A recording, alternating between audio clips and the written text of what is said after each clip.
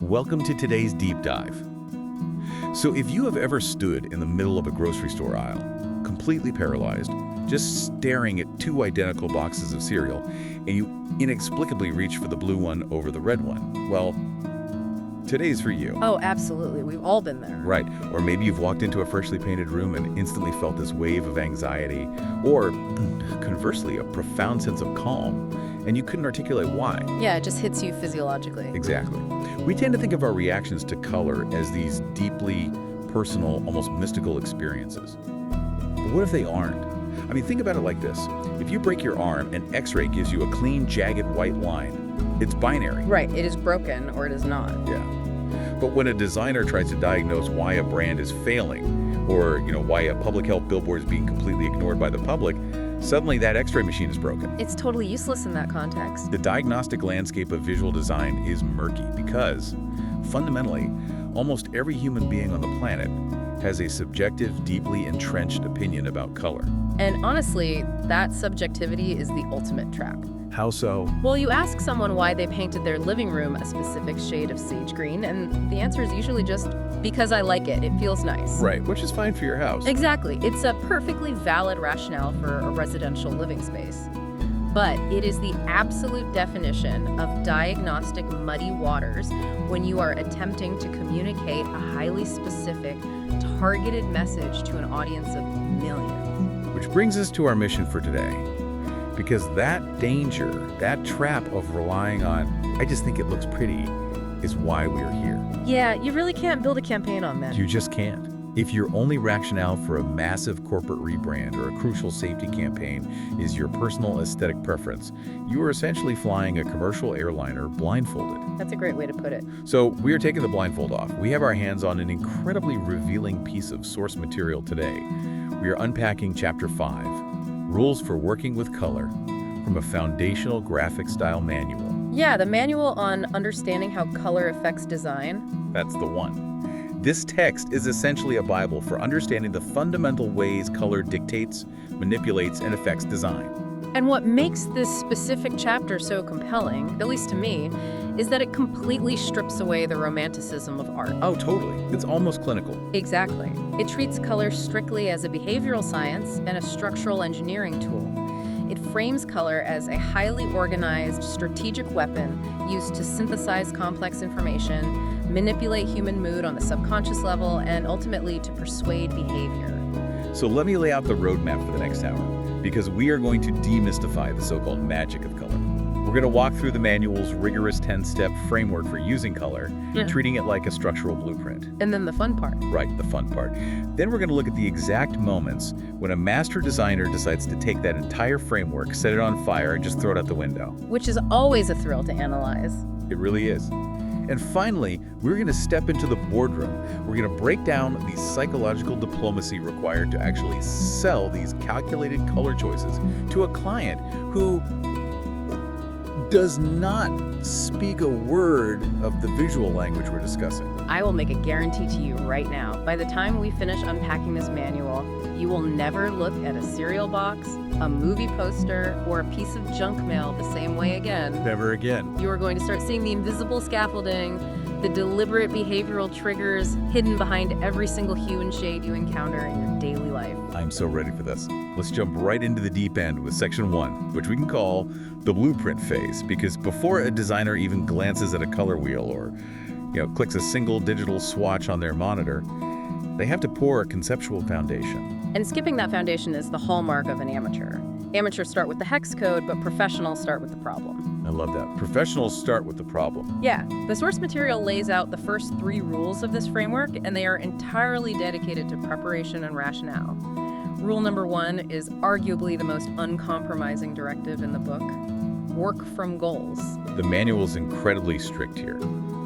Color is not the master, color is the servant. You have to ask the fundamental question: what is the master this project needs to serve? Right. What is the core conveyance? Exactly. Are we designing something purely informational? Is it an aggressive advertisement? Are we trying to persuade someone to open their wallet? Or are we just trying to establish an ambient mood? Let's follow that logic down to its literal application, because those aren't just subtle variations. Those are radically different masters that demand entirely different visual vocabularies. Walk us through an example of that. Well, if your goal is purely informational, let's say you have been hired to design the emergency evacuation map for a massive subterranean rapid transit system. Okay, high stakes. Very high stakes. Your color choices cannot be driven by what looks chic or modern. You have to prioritize absolute, unmistakable clarity, high-definition contrast, and instant cognitive separation. Right, so you aren't trying to make the red exit line harmonize beautifully with the blue transit line. Not at all. You are trying to ensure that a terrified commuter in a smoke-filled station with failing lights doesn't accidentally run toward a dead end. In that scenario, color is literally a matter of life and death. It's functional architecture. But the calculus completely flips if the goal is persuasion, right? Think about a sprawling multi-page magazine spread for a high-end bespoke fragrance. Exactly. The emergency map goes out the window. For a luxury perfume, raw informational clarity might actually work against you. Oh, interesting. How so? Well, you want to cultivate an aura. You might lean into deep, low-contrast jewel tones like midnight blues, rich burgundies, bruised purples to evoke mystery, exclusivity, and sensory indulgence. You want the viewer to feel enveloped, not directed. Yes. Rule 1 also mandates that you lock in the end media context and the specific audience parameters immediately. The physical destination of the design dictates its genesis. So, meaning where it's actually going to live in the real world. Precisely. Designing a 50-foot billboard that will be viewed by drivers traveling at 70 miles per hour under the harsh glare of the midday sun requires a totally different optical strategy than designing a tiny, interactive icon that lives on a smartphone screen. Especially if that screen is primarily viewed 2 inches from someone's face in the pitch black dark mode. Exactly. So once we've established the goal and the physical destination, how do we actually begin translating that into visual information? That leads us conceptually into Rule 2, apply color theory and review existing knowledge about color. The text introduces this brilliant concept of deciding the baseline volume of the design. Are we whispering, are we talking conversationally, or are we screaming through a megaphone? I really think thinking of color as acoustic volume is one of the most useful mental models a designer can adopt. Yeah, it makes it so tangible. You are analyzing the core attributes of your underlying message and finding the specific color frequencies that naturally map to those attributes. If your message is about an absolute clearance sale or a severe weather warning, Or a fast food limited time offer. right, then you crank the volume to maximum. You utilize high frequency, high energy, optically aggressive colors like stark yellows, pure reds, and neon oranges. These colors physically stimulate the eye. They demand immediate processing. But if you are designing the collateral for a wealth management firm or a palliative care hospice, you turn the volume all the way down. You have to. You rely on desaturated tones, cool grays, deep navies colors that recede, colors that lower the heart rate and suggest stability, quiet competence, and deep trust. And that volume control transitions us directly into Rule 3. Make choices for a reason. The manual explicitly warns against the danger of arbitrary selection. You can't just pick a loud color because you had an extra cup of coffee that morning. Exactly. And this is where the text brings up a massive variable cultural connotations and regional specifics. The globalization of design makes this incredibly complex. It is a fatal error to assume that a specific hue triggers the same psychological response universally. I think the classic example that is often taught but still frequently ignored is the color white, right? Yeah, that's the big one. In many Western European-descended cultures, white is deeply associated with purity, cleanliness, weddings, and beginnings. But in numerous East Asian cultures, white is historically the color of mourning, death, and funerals. Right, so if you are launching a global wellness brand and you arbitrarily drape your entire campaign in pure white because it feels fresh to your design team in New York, You might be unintentionally broadcasting a visceral message of grief and mortality to millions of potential consumers in Seoul or Beijing. exactly. It's a massive oversight. I want to ground this theoretical framework in a tangible piece of work because the manual provides these incredible, highly specific visual case studies. Let's look at a poster described in the text, designed by Ruben Moreno from Caracas, Venezuela. Ah, the QVI Exoti Grafico poster. That is a phenomenal piece. It really is. I'm going to try and paint a picture of this for you. Imagine walking past a brick wall and seeing this tall, imposing vertical composition.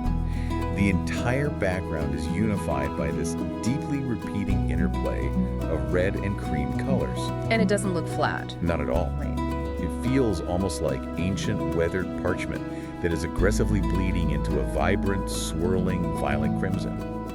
And then, violently cutting across this organic red and cream backdrop are these stark, heavy, impenetrable black architectural frames. They actively slice and segment the space. Yes, and trapped within that structure, you have stylized, almost harsh geometric imagery referencing the classic Cervantes story of Don Quixote. The jagged lance, the abstract shapes of windmills. It is a breathtaking piece of visual communication, and it operates as a masterclass in Rule 3.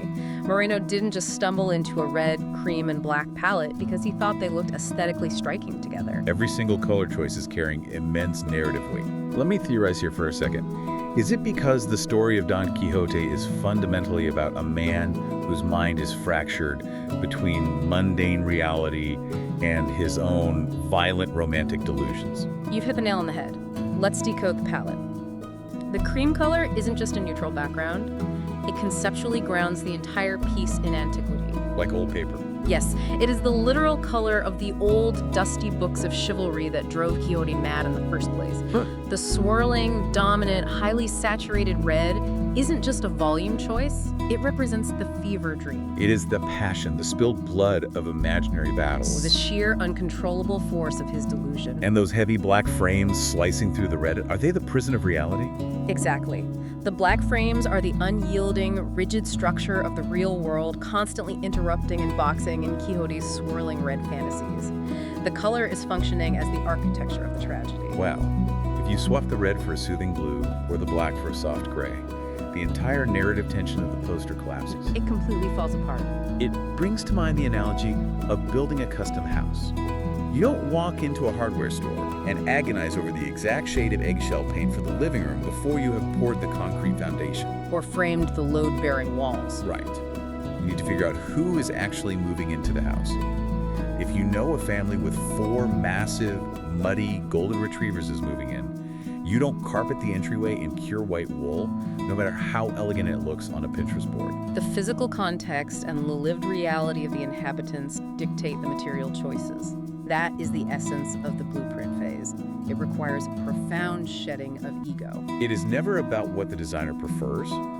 It is entirely about what the structural integrity of the message demands. Absolutely. But let me play devil's advocate and push back on this idea of strictly mapping colors to cultural connotations for a second. Sure, go for it.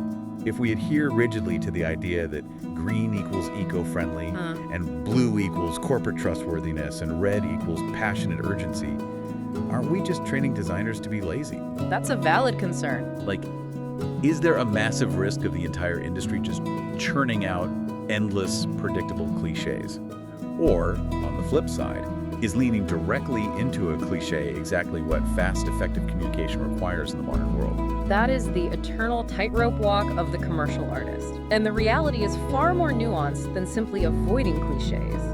What a cynical critic might call a cliche, a cognitive psychologist would call a heuristic. A heuristic, a deeply ingrained mental shortcut. Exactly. Modern humans are bombarded with thousands of visual stimuli every single hour. When you are rushing down the aisle of a grocery store after a 10-hour workday, you do not have the cognitive bandwidth to read the brand manifesto on every single box of coffee. Oh, totally. I just want my coffee. Right. So if you are desperately looking for the decaf option, your brain relies on a heuristic. You scan the shelf rapidly for orange or green labels. Because we've been trained to associate those colors with decaf. Yes. If a boutique coffee roaster suddenly decides to package their decaf blend in a neon pink holographic bag simply because they want to boldly disrupt the cliche, they are going to severely confuse the consumer. The tired shopper will look right past it, and the brand will lose the sale. Precisely. So the cliche is actually a vital piece of cognitive infrastructure. It is the language the audience already speaks. But, and I assume this is where true design mastery enters the equation, the art is in how you employ that heuristic. You've got it. You can absolutely use a recognizable color convention to communicate instantaneously, but you elevate it through execution. Give me an example of how you'd elevate it. Well, you might use the expected eco-friendly green, but you source a highly unique tactile recycled paper stock that gives it a gritty texture. Or you pair that expected green with avant-garde typography that forces the viewer to look twice. So you rely on the convention to get your foot in the door of the viewer's mind, but you rely on your obsessive craft to make sure they remember you once you're inside. That is beautifully said, yes. Okay, that clarifies things immensely. Yeah. We've poured the concrete, we understand our goals, our audience's psychological heuristics, and our cultural guardrails. Now we transition into section 2 of the manual, the architecture of choice. We are moving from the philosophical why into the precise granular mechanics of how. Exactly. How does a professional actually construct the palette from thin air? And this is where the manual shifts from theory into strict methodology. Rule 4 is uncompromising. Choose color and make it count. The text makes a profound point here, that in visual design there is no such thing as a democracy of color. If every color has equal say, the result is anarchy. There must be a rigorous, enforced hierarchy. The manual breaks this down into a required triad: a dominant color, a subdominant color, and an accent color. You know, I love visualizing this through the lens of a live rock band. Oh, that's a fun analogy. Think about it. If the lead guitarist, the bassist, and the drummer are all thrashing at absolute maximum volume simultaneously for an entire hour, it's not a cohesive song. It's just an exhausting wall of noise. Yeah, you just get a headache. Exactly. The dominant color is your charismatic lead singer. It's carrying the primary melody. It dictates the overarching emotional tone, and it physically occupies the most real estate on the canvas. Right, it sets the mood. Then the subdominant color is the steady, rhythmic bassist. It's not trying to steal the spotlight. It's providing a necessary supportive foundation that gives the lead singer context and depth. And the accent color. That is the sudden, sharp, violent crash of the cymbal. It is used sparingly, almost rarely, but when it hits, it immediately and violently yanks the viewer's eye exactly where the designer wants them to look, like a buy now button or a critical warning label. That analogy is flawless. If the entire canvas is painted neon pink, the eye becomes overstimulated, it finds no place to rest, and therefore nothing stands out. It's just noise. Exactly. Once that hierarchy is established, Rule 4 pushes designers to manipulate the mechanics of the color wheel. You don't just pick a red, a blue, and a yellow and call it a day. You have to interrogate your dominant color. You do. You explore minute variations of shades, which is adding black, and tints, which is adding white. You take a supporting element and deliberately replace it with its exact mathematically opposing complement on the color wheel, just to see what kind of optical friction it creates. And the manual brings up a crucial, often overlooked physical property here too, considering colors that actively absorb light rather than reflect it. Yes, that's a huge factor. That feels counterintuitive though. We usually talk about making designs bright and luminous. Why would we want a color that swallows light? Because brightness isn't always the goal. Dark, deep, heavily saturated matte colors like a Vanta black, a rich charcoal, or a bottomless midnight blue act almost like visual black holes. They absorb the ambient light. They do, which creates a profound sense of physical weight, grounding, and impenetrable seriousness. A designer has to actively diagnose whether the emotional core of the message needs to radiate energy outward into the world, or if it needs to pull the viewer inward into a space of quiet contemplation. Which introduces what might be the most controversial directive in the entire manual. The text explicitly demands that designers limit the number of colors used in a palette and heavily encourages the exploration of neutrals. I can see why that's controversial. Yeah, let me step into the shoes of an angry first-year art student here. Doesn't enforcing a strict limit on a palette inherently throttle creativity? We live in an era where basic digital software can generate 16.7 million distinct colors at the click of a mouse.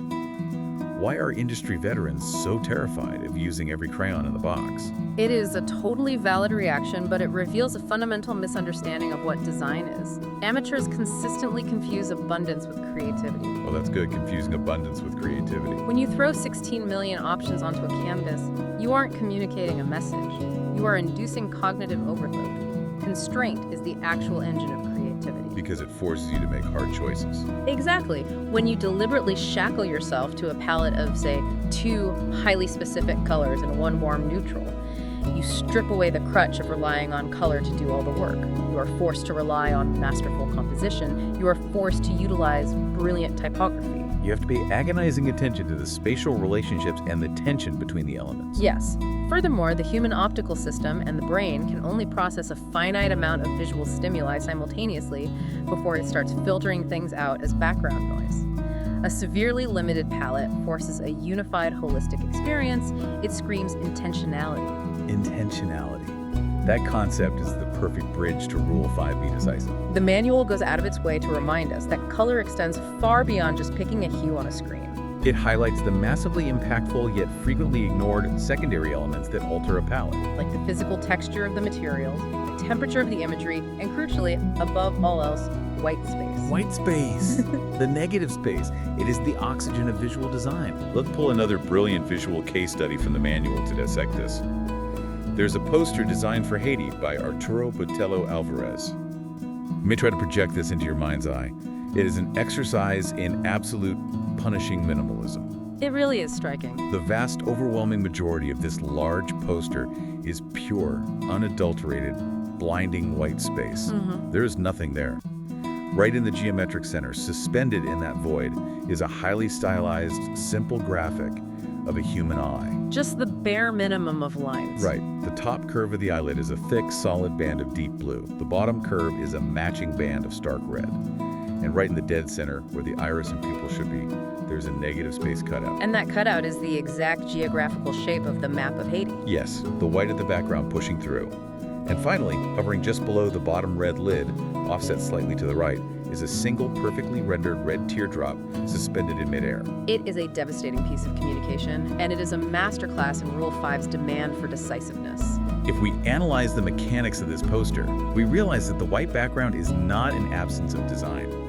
It is a highly active, decisive weapon. By ruthlessly stripping away every single piece of unnecessary visual noise, the designer ensures that those remaining microscopic elements, the sliver of red, the arc of blue, the solitary teardrop command, absolute unquestioned visual authority. It's like walking into a massive, cavernous, completely silent cathedral.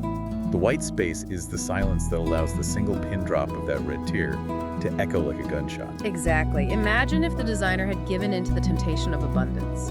Imagine if they had placed a gritty, grayscale photograph of a devastated, earthquake-ravaged landscape in the background, or used a muddy, mournful gray instead of white. The emotional devastation of that single, stark red teardrop would be completely swallowed up by the noise. The pure white space leaves the viewer nowhere to hide. It forces you into a direct, unavoidable confrontation with the central metaphor. Let's pivot and contrast that severe, sterile minimalism with another profound example from the manual. We have a series of 3 promotional posters designed by Bob Wilkinson for VSO Nigeria, an international volunteering organization. This is such a cool example. These posters are entirely text-driven, featuring powerful inspirational quotes about the nature of volunteering. But what instantly grabs you is the color strategy. There's almost no white space. It's the complete opposite of the Haiti poster. Exactly. Instead, the posters are drenched in these incredibly dense, rich, earthy tones. One poster is a deep, heavy mustard yellow. The second is a muted, organic, leafy green. And the third is a deep, enveloping, warm blue. And what the manual meticulously points out here is the critical distinction between hue and value. Break that down for us. Well, yellow, green, and blue are entirely different hues on the color wheel. They should contrast sharply. But Wilkinson utilized similar values for each of them. Value refers strictly to the lightness or darkness of a color, independent of its hue. Because he engineered the yellow, the green, and the blue to share an identical muted, heavy, earthy value, meaning they reflect roughly the same amount of light. They don't clash. Exactly. Instead, they seamlessly and subconsciously tie a diverse series of posters together into a unified family. So the brilliance is that even if I am standing 50 feet away across a crowded room, and I cannot read a single word of the inspirational text, my brain's pattern recognition software instantly registers that these 3 distinct posters belong to the exact same brand ecosystem. Precisely. The calculated mathematical value of the color is doing the heavy lifting of corporate brand consistency. He cements this unification by rigidly enforcing consistent geometric shapes and identical typographic grid placements across all 3 variations. That structural discipline brings us to Rule 6, which might be the most humbling rule for a designer with a massive ego. Test on content. Oh, designers hate this one. The manual explicitly states, let the content take the lead. It explores how complex organizing structures require clarity and readability to supersede aesthetic vanity. There is a massive temptation in the industry to invent a gorgeous, trendy color palette in a vacuum and then forcefully impose it onto a product. But Rule 6 dictates that the inherent nature of the product itself must dictate the palette. And if we look for the perfect, real-world manifestation of this, the manual highlights a phenomenal piece of consumer packaging. Venus organic rice, designed by the Italian agency Metalli Lindbergh. Oh, this is such a clever subversion of expectations. So picture a standard rectangular cardboard box of rice sitting on a supermarket shelf. But this is not standard bleach white rice. It is whole grain Venus rice, which naturally possesses this striking, deep, almost bruised blackish purple color. It's a gorgeous color on its own. It is. So the designer physically cut a large, perfect circular window right into the center of the box so that the actual raw physical product is fully visible to the consumer. But the absolute stroke of genius is the packaging itself. Instead of covering the box in bright colors to grab attention, the cardboard is printed in a muted, highly organic, earthy brown. And that brown perfectly mathematically complements and slightly warms up the stark, austere visual weight of the dark purple rice. That is the ultimate realization of Rule 6. The designers surrendered completely to the content. They let the raw physical material literally dictate the color architecture. An amateur would sit in an office, completely divorced from the product, and say, let's make the box a vibrant neon green so it practically vibrates off the shelf and crushes the competition. Yeah, Metalli Lindbergh looked at the product, this ancient, beautiful, dark, organic grain, and realized the rice itself was the hero. They built the entire surrounding color architecture merely to support, frame, and elevate that natural hue. In our rock band analogy, the literal color of the rice is the dominant lead singer. The printed brown cardboard is the subdominant bassist laying down the groove. Exactly. But how does Rule 6 apply when your content isn't a beautiful physical object, but rather a terrifying, insurmountable mountain of complex, boring data? Right. The manual addresses this by showcasing a suite of corporate collateral designed by an agency called There for a large company called Watermark. This is where color transitions from aesthetics into pure, functional wayfinding. Imagine you are a high-level executive and you are handed a massive VIP orientation packet. It is crammed with detailed neighborhood maps, hour-by-hour itineraries, complex architectural floor plans, and dense company history. If that entire packet is printed as black text on standard white paper, it is visually oppressive. The brain experiences immediate cognitive fatigue. The reader will simply stop reading. In this Watermark case study, the designers deployed a highly specific, vibrant, almost hyperacidic lime green, and they paired it exclusively with stark, high-contrast, black and white photography. And they didn't just use it on the cover.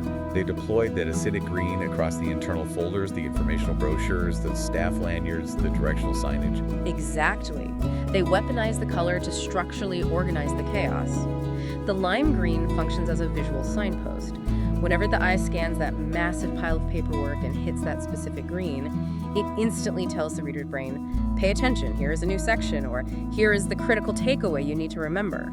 It guides the fatigued eye through a labyrinth of corporate data, effectively transforming a tedious reading chore into an engaging, rhythmically structured cognitive experience. It's so smart. Okay, let's take a breath and survey where we are. We have rigorously built our conceptual foundation. We have established our visual hierarchy, we have deployed our white space as a weapon, and we have humbled ourselves to let the content lead the way. We have engineered the absolute perfect design, glowing flawlessly on our high-definition computer screen. Which brings us crashing into Section 3, the reality check. Ah, yes. The threshold where pristine theory meets the unforgiving physics of the real world. Or, to put it less romantically, where beautiful dreams go to die. It is the ultimate reality check. Because a perfectly balanced, mathematically flawless color palette radiating from an Apple Retina display is essentially a beautiful lie. It's just light. Right, it is an illusion made of light that hasn't yet had to survive the brutal physical reality of actual media. This section bridges the gap between digital theory and physical survival. Let's delve into Rule 7 and 8, assess and adjust. The manual is trying to break a bad habit here. It makes it crystal clear that a designer's first instinct, no matter how talented they are, is rarely their final destination. Assessment is the painful process of stepping back, detaching your ego from the artwork, and brutally asking, Do these specific color choices actually enhance the core content, or are they a distraction? Will this palette genuinely resonate with the lived experience of the intended audience, or does it just look cool on my portfolio? And sometimes, assessment tells you that you need to break the rules you just set up. There is a staggering poster in the manual that illustrates this contradiction perfectly, titled Pachamachecha, designed by Fernando Rovolo from Bolivia. It is an environmental awareness poster, translating roughly to, "Let's take care of our Mother Earth." Now, we literally just spent 10 minutes discussing the absolute necessity of limiting your palette, utilizing constraint, and relying on neutrals. And Rovolo takes that rule, shreds it, and throws it in the garbage. Totally. This poster features an eye-watering, literal kaleidoscope of colors radiating outward from behind a central photograph of a llama standing on rolling hills. We are talking about maximum saturation, vibrant reds, neon greens, blinding yellows, and electric oranges, all swirling together in these thick, undulating, visually overwhelming bands of color. It is a complete, unapologetic violation of the limit your palette mandate. It should be a visual disaster. But, and this is why Rule 7 is the safety net of design assessing this piece, proves that it functions flawlessly for its highly specific context. Explain the mechanism there. Why does this explosion of color work brilliantly in this Bolivian poster? But if I applied that exact same palette to a corporate banking brochure in London, it would be a catastrophic failure. Because context is everything. Rovolo is directly tapping into the vibrant, textile-heavy, profoundly saturated visual vocabulary of Andean culture. Ah, so it's a cultural heuristic again. Exactly. The target audience for this poster doesn't see a chaotic mess. Their cultural heuristics instantly recognize that specific kaleidoscope of intense color as deeply historically tied to their indigenous heritage, their woven garments, and the spiritual concept of Pachamama, or Mother Earth. The designer assessed the academic rule, rigorously assessed the cultural psychology of his audience, and intelligently deduced that the rule had to be violently broken in order to forge a genuine emotional connection. Constraint would have felt foreign and sterile to them. Which leads directly to the mandate of Rule 8, adjust if needed. The text literally states, revision is a vital part of the design process. Creating multiple iterations almost always produces better results. It is the discipline of knowing when to keep tweaking the dials, and perhaps more importantly, knowing when to put the mouse down and finally lock the design in. And locking the design in ushers us in to what is universally considered the most technically terrifying, anxiety-inducing rule in the entire manual. Rule 9, produce using intended media. Oh, this is where the tears start. Okay, I am going to channel every frustrated client and junior designer right now. This is my biggest pet peeve. Are you seriously telling me that I can spend 3 agonizing weeks locked in a studio, calibrating my monitor, shifting hex codes by single digits to find the absolute, undeniable, perfect shade of sophisticated forest green for a massive brand launch? And then, if the printer simply puts it on the wrong type of paper, my masterpiece is completely irreversibly ruined. Does the manual essentially say we are entirely at the mercy of the hardware? I am telling you that it happens every single day, and it costs companies millions of dollars. This is the exact moment where graphic designers must suddenly become applied physicists. Yes, the manual breaks these physical variables down into 3 treacherous categories: print, environmental, and digital. Let's unpack the physics of this. Let's start with print, because that seems to be where the most heartbreak happens. It all comes down to how the human eye processes light. On your glowing monitor in your dark studio, that perfect forest green is being created by shooting pure colored light directly out of the screen and into your cornea. It is additive color. It is luminous. But the second you send that file to a printing press, everything reverses. You are no longer projecting light. You are dealing with physical, sticky pigments that absorb certain wavelengths of ambient light and reflect others back to your eye. It is subtractive color. Okay, so the medium of light delivery changes entirely. Yes, and then you introduce the nightmare variable of the paper itself. Let's take your perfect forest green ink. If you print that ink onto a coated paper stock, which is paper that has been manufactured with a smooth, slightly glossy clay finish, the ink physically sits on top of that non-porous coating. It doesn't sink in. Exactly. Because the surface is smooth, it reflects light uniformly. Therefore, the colors remain sharp, deeply vibrant, high contrast, and dark. Like the pages of a high-end fashion magazine. Precisely.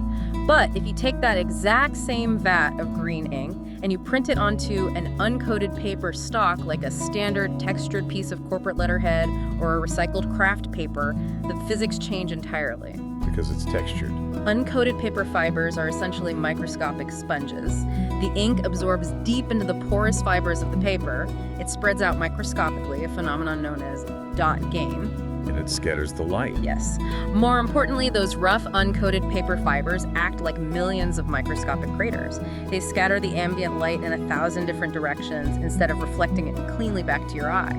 Suddenly, that sharp, authoritative forest green looks soft, muddy, dull, and significantly lighter. That is mind-blowing. So the exact same digital file, using the exact same ink formulation from the exact same printer, produces two completely different emotional colors in the real world, simply based on the microscopic topography of the paper. And that is before we even introduce the complications of post-production finishes. Are you adding a matte varnish? A glossy, aqueous coating. Each layer alters the refraction of light. And then the manual moves from print into environmental design, which is an entirely different battlefield. Oh, completely. If you are tasked with wrapping a fleet of city buses or painting the exterior of a storefront in a desert climate, you have to obsess over substrate materials. Are you printing on perforated vinyl, on corrugated metal, on textured brick? You have to calculate the physics of wear and tear and, crucially, UV degradation. That aggressive, vibrant red you chose for a storefront logo might chemically break down and fade to a sickly, embarrassing pink after 3 months of baking in the Arizona sun. If you don't plan for the physical reality of the environment, your design fails. And then, as if the physical world wasn't difficult enough, the manual wades into digital output. It explicitly warns designers to consider on-screen color appearance, ability of devices to accurately reproduce colors, and variations in users' devices. Digital output is the absolute Wild West. It is an environment of total anarchy. Because everyone's screen is different. Exactly. You might have designed that brand palette on a $4,000 mathematically color-calibrated monitor in a perfectly lit neutral gray studio, but you have zero control over the end user. Your target audience is likely viewing your delicate color palette on a heavily dropped 5-year-old smartphone. With the brightness manually turned all the way down to save battery, while wearing polarized sunglasses, sitting on a glaringly bright beach. Or, perhaps even worse, they have their operating system's night shift or eye comfort mode permanently toggled on. Oh, that's the worst! Which aggressively pulls all the blue light out of the screen, warming it up so drastically that your crisp, cool corporate blues instantly morph into sickly, muddy greens. It sounds completely terrifying. How does a professional even begin to control an environment where every single user is seeing a different version of the artwork? The hard truth is, you can't control it. You have to surrender control and instead design with extreme tolerances. Meaning you just make it unbreakable. You have to engineer your palette so robustly and ensure that your tonal contrast is so structurally sound that even if the end user's device violently shifts the hues, the underlying hierarchy, the readability, and the core emotional intent remain functionally intact. You build the house strong enough to survive the digital earthquake. Which makes Rule 10 so incredibly poignant. Keep a record of successes and failures. The manual points out that meticulously keeping track of what works, and specifically what fails, is an invaluable career practice. Yes. The designer's graveyard, I absolutely love this rule. It forces a shift in perspective. How so? Well, let's say you spend weeks developing a highly sophisticated, muted palette of slate gray, dusty mauve, and olive. You pitch it to a high-energy, disruptive tech startup, and it fails miserably. They hate it. It was too quiet for them. So you scrap it. No, Rule 10 says that doesn't mean it is a bad palette. The colors are beautiful. It was simply deployed in the wrong context, so you don't delete the file. You save it in your record. The graveyard. Yes. 3 years later, you are hired to design the branding for a high-end holistic boutique spa. You pull that exact same failed palette out of the graveyard, apply it to the new context, and it is instantly, undeniably perfect. The lesson is never, ever throw away a good failure. Never throw away a good failure. That transcends graphic design. That feels like a profound life lesson. Okay, so we have spent 3 incredibly dense sections meticulously outlining the rules. We have built the philosophical foundation, established the strict architectural hierarchy, and somehow survived the brutal physical gauntlet of paper fibers and UV rays. Now we pivot to section 4, the rebellion. This is undoubtedly the most thrilling section of the text. Because here we encounter the ultimate paradox of creative disciplines. Achieving true mastery does not mean strictly slavishly obeying the 10 rules for the rest of your career. True mastery means knowing exactly when, where, and how to violently break every single rule we just spent an hour learning. The manual is refreshingly honest here. It explicitly states, sometimes you want to follow the rules and sometimes you don't. Great design can be produced with an anything-goes attitude. But, and this is the massive critical caveat that separates the visionary masters from the chaotic amateurs, the source emphasizes that you can only successfully pull off this rebellion if you implicitly fundamentally understand the deep mechanics of color theory first. It maps perfectly to the trajectory of a jazz musician. You cannot become John Coltrane on day one. Right. You have to spend years in a practice room mastering basic scales, predictable chord progressions, and standard four-time signatures. If you just pick up a saxophone having never played before and start honking randomly, you aren't playing avant-garde free jazz. You are just making an irritating mistake. You have to know the rules intimately, down to your bones, so you know exactly which structural load-bearing pillar to kick out to make the whole thing collapse in a way that sounds like absolute genius instead of sheer incompetence. That is a perfect parallel. In design, you break the rules to force the content to stand out in a crowded landscape. It is a highly calculated, heavily insured risk. Let's examine a calculated risk directly from the source material. The manual highlights a piece called Digital Hallucination by a designer based in Amsterdam named Martijn Oostra. This piece is wild. It really is. If I'm analyzing this through the lens of our first 10 rules, it violates almost every single mandate of subtlety, hierarchy, and harmony we have discussed. The background is a wildly colorful, deeply chaotic, aggressively psychedelic nightmare. It literally looks like a cathode ray television screen that is violently malfunctioning. Exactly. You have these harsh, static-filled horizontal bands of neon pink, abrasive cyan, and toxic electric green rapidly bleeding into and fighting each other. It vibrates. It is almost physically painful to stare at for too long. It is entirely purposefully chaotic. It rejects the concept of a subdominant resting place. But you have to remember the title of the piece, Digital Hallucination. So the chaos is the point. Yes. The actual content of the design is exploring the hidden, chaotic, encoded information buried within analog television signals. The noise, the static, the glitches. Therefore, the designer is deliberately weaponizing rule-breaking color to perfectly, viscerally mirror the abrasive subject matter. But practically speaking, how does he get away with it? Rule 6 demands readability. If the background is that violently chaotic, how is the viewer supposed to read the tiny body text? And this is where the mastery reveals itself. Oostra knows he has created a hostile environment, so he throws a calculated life raft to the viewer. He places his typography over this psychedelic nightmare. But he doesn't just drop the text directly onto the neon colors, because the optical vibration would render it completely illegible. And he doesn't take the easy way out by just slapping a giant opaque white box over the entire background, because that would destroy the impact of the artwork. Instead, he meticulously places stark, mathematically precise, fully opaque white bars only directly underneath the specific lines of text. Oh, wow. So the typography essentially sits on these pristine, floating little white shells, while the toxic digital hallucination rages uninhibited all around them. Precisely. He violently violates the rules of color hierarchy and harmony with the background, but he strictly, almost militaristically, enforces the rule of readability by using those white bars. He gives the eye a sanctuary. It is calculated, highly controlled rebellion. Let's look at another rebel featured in the manual. We have two posters designed by a German designer named Götz Grombeck. The first one is titled Zwischen Zeilen lesen, which translates roughly to reading between the lines. And the execution of this poster is absolute layered madness. If a traditional Swiss modernist saw this, they would have a heart attack. It breaks every rule of clarity. Let me try to describe the visual density of this. The base background layer is a dense grayscale, chaotic collage of what appears to be torn German tabloid newspaper clippings. It's just overlapping headlines, halftone photos, and body text, pure visual noise. Totally. Then, floating over that noise are these giant, blocky, heavy letter forms. But here is the kicker. Those letters are not solid colors. They are filled with another dense layer of chaotic newspaper clippings.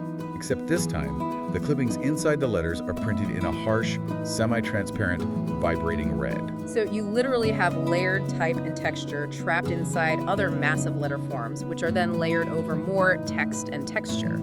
Conceptually, it should be an unreadable, muddy disaster. It absolutely should be. If a first-year student attempted this layering technique, it would turn into a gray smudge. But Gramlich pulls it off, and he does it by deploying two highly calculated visual anchors to save the composition. First, the sheer, overwhelming physical scale of the main letter forms. Because the letters are massive and chunky, their structural geometric integrity holds up despite the chaotic texture vibrating inside them. Okay, so the size saves it. What's the second anchor? Second, he applies a dark, heavy gray overlay to the entire background layer. This forces all that background tabloid noise to recede deeply backward into virtual space, which allows the vibrant red, textured letters to aggressively punch forward into the foreground. So he is willfully breaking the rules of simplicity and color limitation, but he is hyper-enforcing the rules of tonal contrast and physical scale to prevent the piece from collapsing. Exactly. Gramlich has a second poster featured here, designed for a Motown Soul Funk Classics event. This one takes a very different approach to Rebellion. The background is a much more muted, warm, tan color, almost like the texture of raw cardboard. But the typography is completely unhinged. Yeah. The letters making up the words are incredibly lively, winding and bending organically around each other. Some letters are solid, heavy black. Some are stark white. Others are constructed out of concentric, vibrating, hypnotic lines. The typography looks like it is physically dancing and sweating to funk music. And this highlights a brilliant strategic trade-off. In this piece, Gramlich concentrates all of his rule-breaking energy into the typography. Because the shapes are so wild. The shapes of the letters are so complex, so dense, and so chaotic that if he had decided to use a vibrant, multicolor psychedelic palette on top of it, the poster would literally explode. The human brain would not be able to process the shape and the color simultaneously. So, because he rebels with the type, he exercises intense monastic restraint with the color. He limits the palette strictly and unforgivingly to black, white, and that textured tan background. So by radically pulling back the volume of the color, he essentially gives the typography permission to go completely crazy. Exactly. It is a brilliant balancing act of cognitive load. Furthermore, that specific textured tan background is doing critical work. It gives the piece a very subtle illusion of physical depth. It makes the flat black and white dancing letters feel like they're floating slightly above physical surface, which provides enough grounding to balance out the wildness of the letter forms. It is incredible how intensely strategic all of this chaos actually is, which leads us perfectly and perhaps inevitably to our final section. Section 5, the diplomacy. Oh, this is the hardest part. You have studied the underlying theory, you have rigorously built the mathematical palette, you have tested it against the physical realities of the printing press, you have maybe even brilliantly broken a few rules to create a masterpiece. Now comes what is, without a doubt, the most difficult, emotionally draining part of the entire profession. Convincing a non-visual, highly logical corporate client to actually open their checkbook and pay for it. Yes. The manual highlights a very painful, unavoidable truth of the industry. It states, not all clients are visual learners, nor have they been trained to ignore the subjective nature of color the way designers have. This is the core existential problem, isn't it? You've spent 6 weeks scientifically engineering a visual solution to save their brand. You present it to the CEO, and the CEO looks at it, crosses their arms, and says, I don't like purple. My ex-wife liked purple. Make the logo blue. It is the defining daily struggle of the design profession. And what this section of the manual is doing is essentially training designers in the art of psychological warfare and boardroom pitching. We need it. It teaches you that the absolute worst, most destructive thing you can do in presentation is slide a printed logo across a conference table, lean back, and ask, so what do you think? Because the second you ask that, you are actively inviting their uneducated subjective opinion into the process. Exactly. You are literally begging them to judge a highly engineered strategic tool based entirely on their personal, arbitrary aesthetic taste. Instead, the text insists on a radical shift in presentation strategy. You do not ever present a visual solution. You present a business rationale. You have to build an impenetrable fortress of logic, data, and strategy around your color choices before the client is even allowed to see the final design. It makes me think of a high-stakes defense lawyer in a courtroom. You can't just stand up in front of a jury, point to your client, and say, look at him, he's innocent, because it just feels right to me. I like his vibe. You would be laughed out of court and disbarred. You have to lay out the forensic evidence step by step. You have to build a narrative. You have to say, we explicitly chose this specific shade of yellow because competitor X currently dominates the market using blue. Our target demographic research shows that yellow physiologically triggers a sense of urgency, and historically, this hue aligns with our new brand pillar of disruption.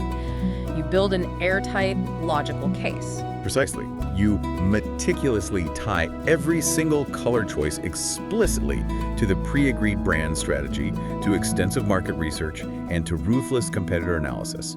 You actively neutralize the client's dangerous subjectivity by overwhelming it with objective, unarguable data.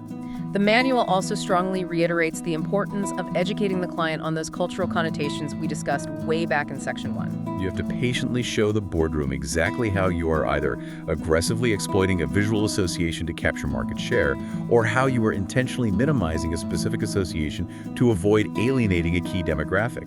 You make the color feel inevitable. Let's look at how this boardroom diplomacy actually manifests in the physical work itself.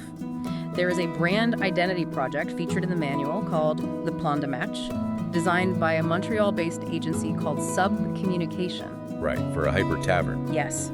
The color palette they developed is incredibly, almost terrifyingly limited. It consists solely of a very deep, rich, impenetrable navy blue, stark white, and just a tiny microscopic hint of gold used exclusively for accent typography. Now, put yourself in the shoes of the designer pitching this.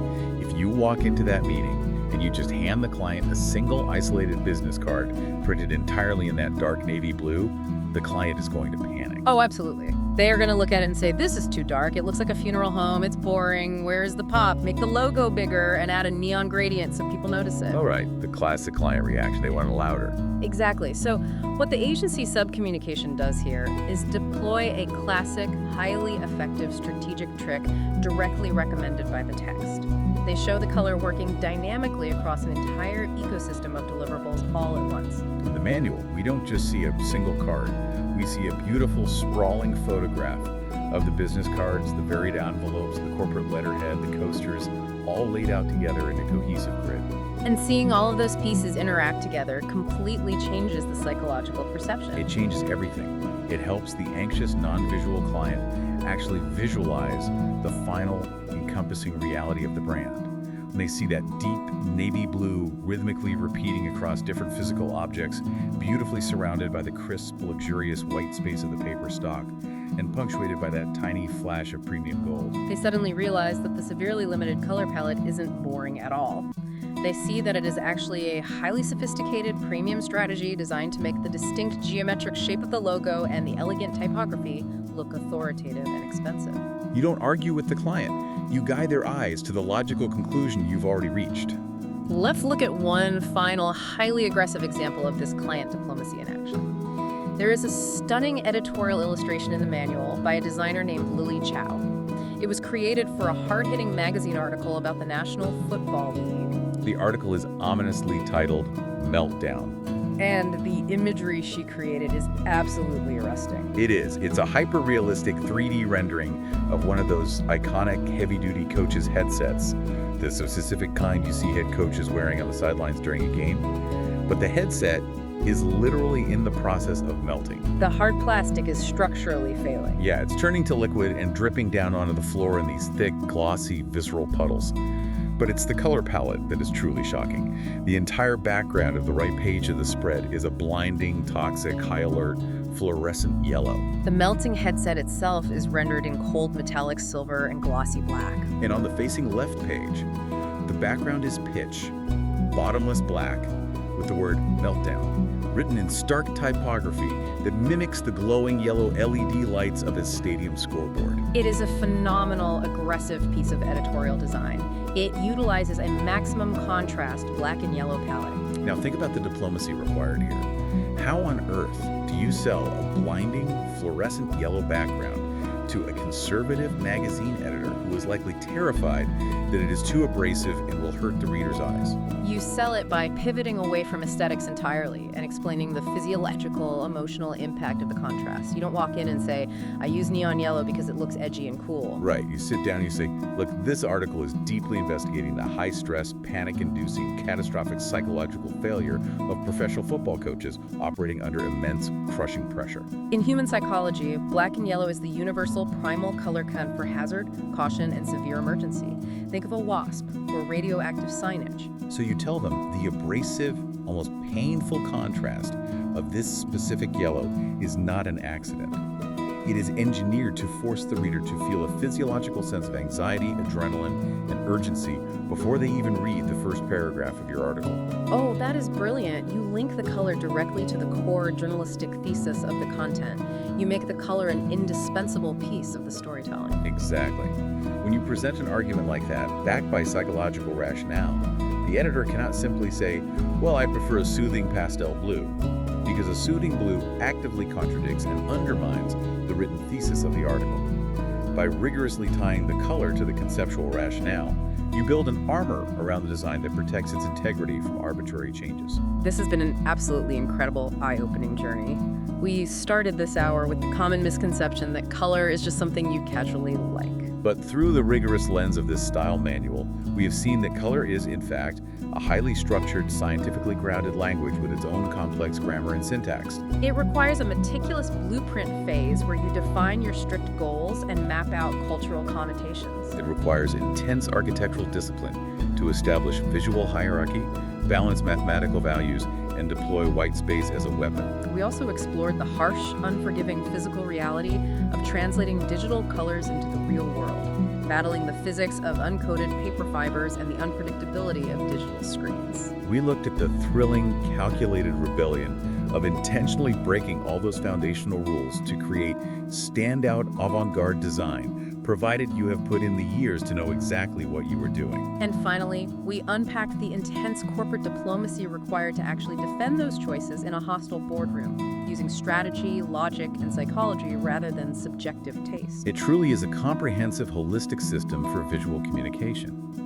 But if we take everything we have unpacked today, all of these rules and realities, and we connect it to the bigger picture of where technology is taking us. It raises a rather provocative, somewhat unsettling thought. Ooh, I love these moments. Where are we projecting this? Well, we spent a significant amount of time discussing Rule 9, how digital devices, uncalibrated screens, and environmental lighting drastically alter the appearance of our color choices. And we talked about the necessity of designing with robust tolerances to survive that unpredictability. Right, building it strong. But as we rapidly move into an era dominated by highly adaptive artificial intelligence and real-time biometric tracking, the very foundational concept of a static, unchangeable color palette might soon become completely obsolete. Wait, what do you mean by obsolete? Currently, a designer creates one poster or codes one website, and they agonize over picking a single, unified color palette that they hope will appeal broadly to a massive target demographic. Yes. But imagine a near future, which is technologically closer than we think, where a digital billboard in a subway station or the interface of an e-commerce website utilizes your device's camera to read your real-time biometrics. It instantly tracks your microscopic pupil dilation, it registers your facial microexpressions, it calculates your heart rate based on flushness in your cheeks. It then instantly cross-references that physical data with your personal historical online profile to determine your exact, highly specific psychological and emotional state in that precise millisecond. Oh, wow. That is terrifying. And then, based on that data, the AI automatically and seamlessly shifts the entire color palette of the advertisement in real time, uniquely tailoring the hues to specifically manipulate and persuade you. So if I'm tired, it knows.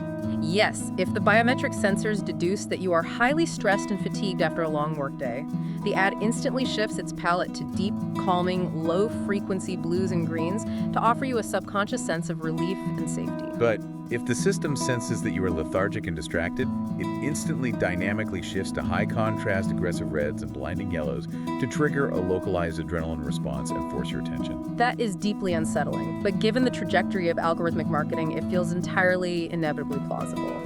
It means that the rules of color theory, that we just spent an hour discussing will eventually become entirely individualized on a microscopic level. 1,000,000 different people could look at the exact same digital poster on their phones at the exact same time, and all 1,000,000 people would see a completely different, mathematically optimized color palette engineered perfectly to manipulate their specific brain chemistry at that exact moment. The mass communication palette dies, replaced by the hyper-personalized algorithm. So the overarching static frameworks we rely on today, the 10 rules in this manual, might just be the historical training wheels for a fully automated, hyper-personalized, slightly dystopian visual reality. Exactly. So the next time you look at a screen or stare at a targeted ad or even pick up a piece of packaging, I want you to ask yourself a question. Are these colors actually there for everyone, or are they uniquely and visibly calibrated just for you? That is absolutely something to chew on. At the very start of this deep dive, we talked about that broken X-ray machine. We talked about how diagnosing visual design feels murky and subjective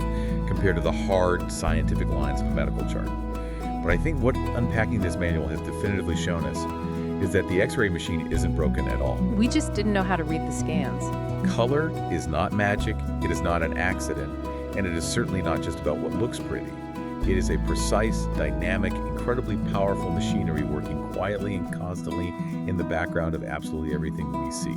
Thank you so much for joining us on this deep dive. Keep your eyes open, question the palettes around you, and look just a little bit closer at the world.